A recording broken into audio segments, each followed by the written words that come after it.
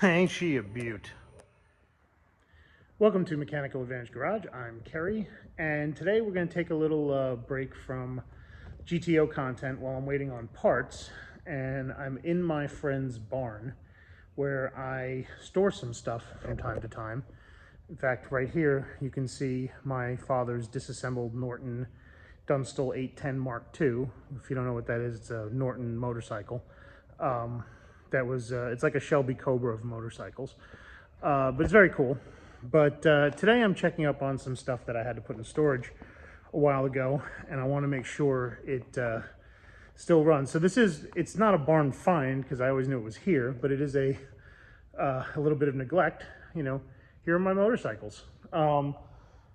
The bike here is the Yamaha XS650. You've seen that on my channel before. I made tank emblems for it with my 3D printer. The yellow one on the end right here, that is my Ducati Sport 1000. It's a 2006, very pretty bike. But this is the one we're here for today. This is my 1974 Harley Davidson Ironhead Sportster. That's a replica hill climb bike. So we're going to dig into that and get it running again because riding season's here, and now that I finished Power Tour, I want to ride it. So let's get started. So what you see behind me here is a 1974 Harley Davidson Sportster 1000cc, an XLH model, which was the touring model. So it has an electric starter, which you can see right there. It is not a kickstart model. And I kind of did this on purpose. Well, actually, I didn't do it on purpose. This was the bike I found, but the bike is set up as a replica, what they used to call an XLR. Harley Davidson in the 50s and 60s had an off-road model of the Sportster that was off-road only. Although I think there were some street XLRs too, but it was mostly off-road only for flat track, hill climbs, woods trials, things like that. And they stopped doing it in the late 60s. I think 69 was the last year, may have been 68, but because they went to the XR 750.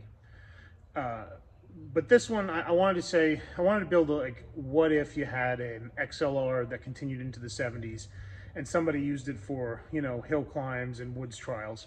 What would that look like? So that's what I built here. It has if you can see it right here, there we are.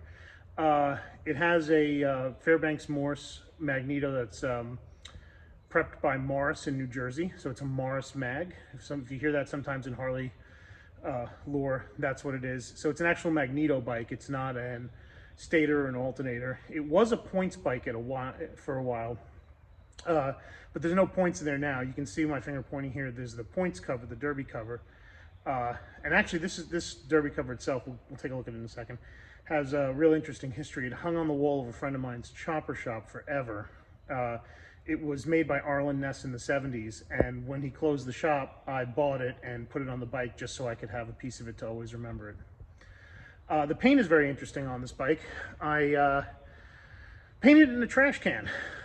It's hydro dipped. It is hydro dipped gold, graphite gray, and Toyota black.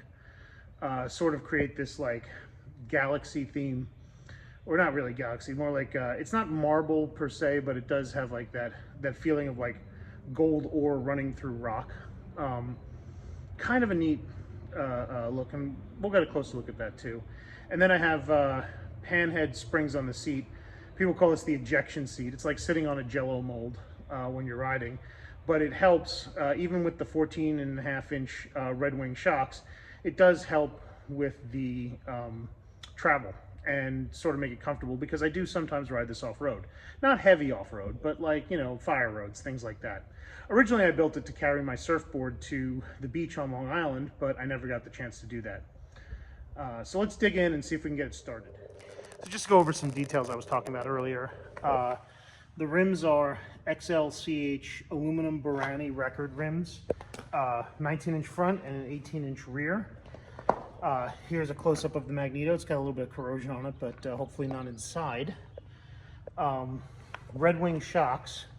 These were off-road motocross shocks. They're called Hammerhead shocks because of the giant aluminum heat sink at the bottom that was supposed to dissipate heat and allow more even dampening.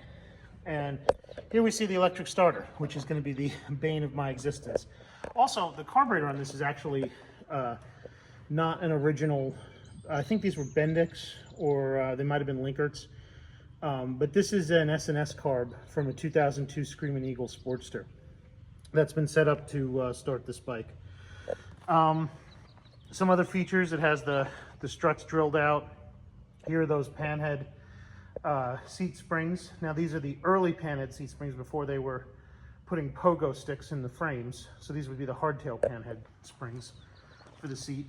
1932 Ford glass taillight on a, I forget who made this this bracket, but it's an all steel bracket. You can actually stand the bike up on it. It's so well built.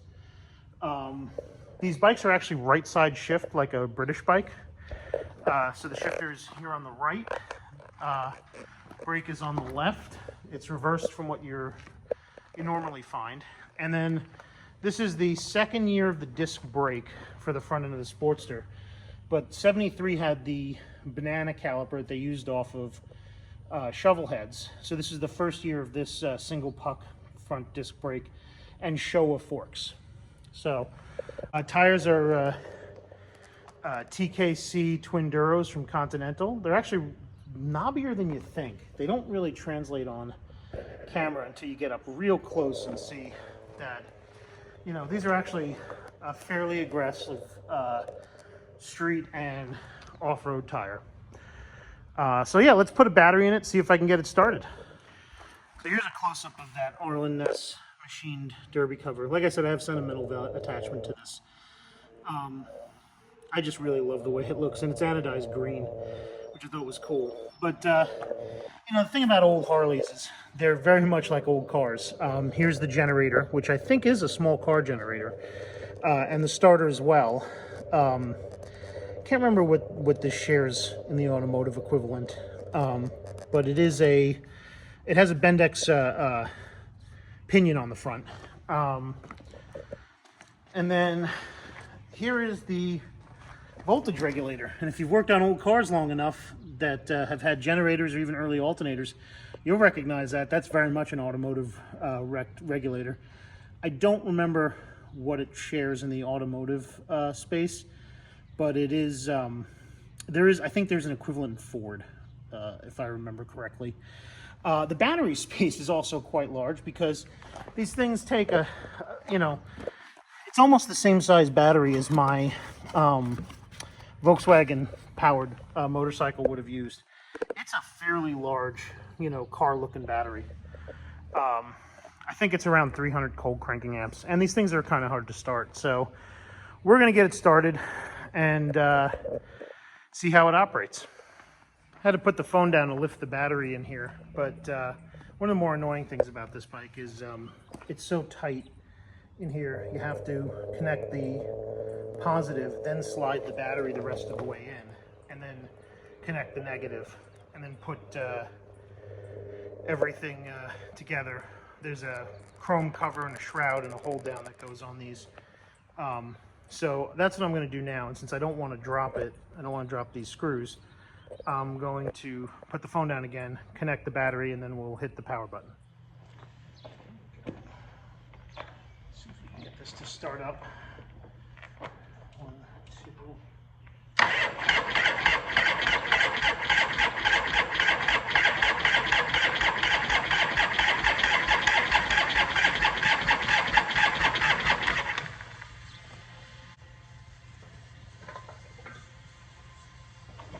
Well, there's no fuel in this. Well, I mean, there's some fuel, but let's see if we can get a little more fuel over there.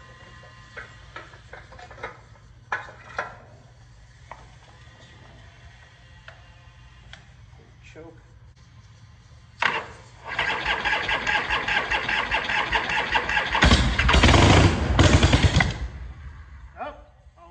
coming to life.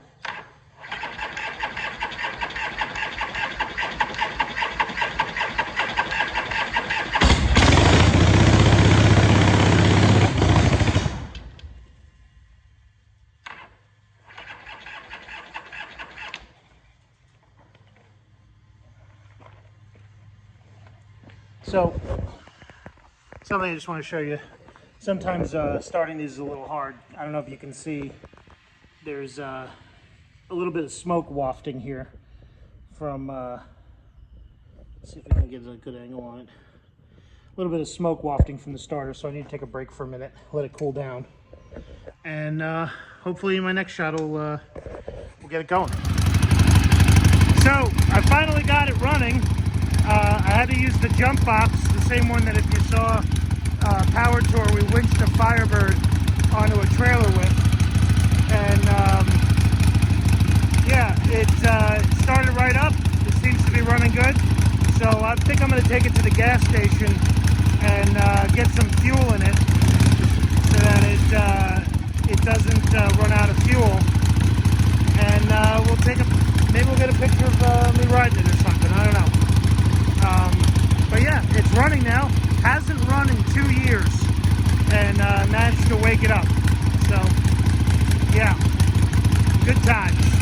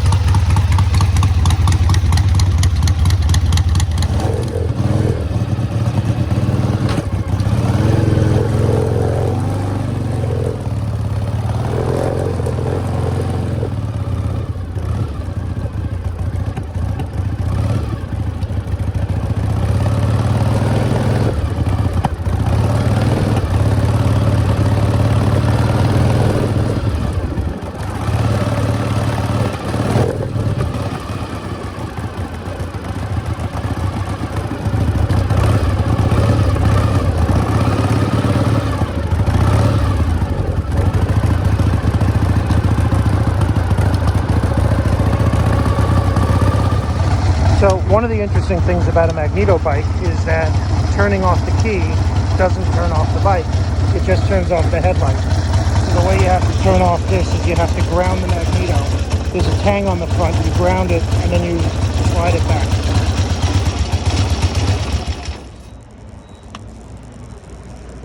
And that's how you shut it off. So one of the nice and not so nice things about old Harleys is these tanks are not very big.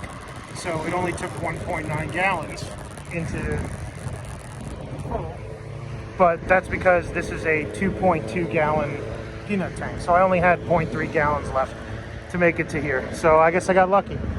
All right, time to ride it back. Let's hope she starts. So there you have it. My Ironhead runs after 2 years of sitting with basically a fresh battery, and seems to be doing pretty well. Yeah, I'm kind of proud of her. She was winterized when I put it away, so it had stable in the tank, the oil was topped off, and the battery was out of it. So there's no reason why it shouldn't run after me neglecting it for 2 years. But yeah, it runs now. Riding season is here. I'm going to take her out, I'm going to ride her, and continue to work on the GTO. So yeah. Thank you for watching. Hit like, hit subscribe. If you didn't like this content, get at me in the comments. If you did like this content, get at me in the comments. And I'll see you next episode.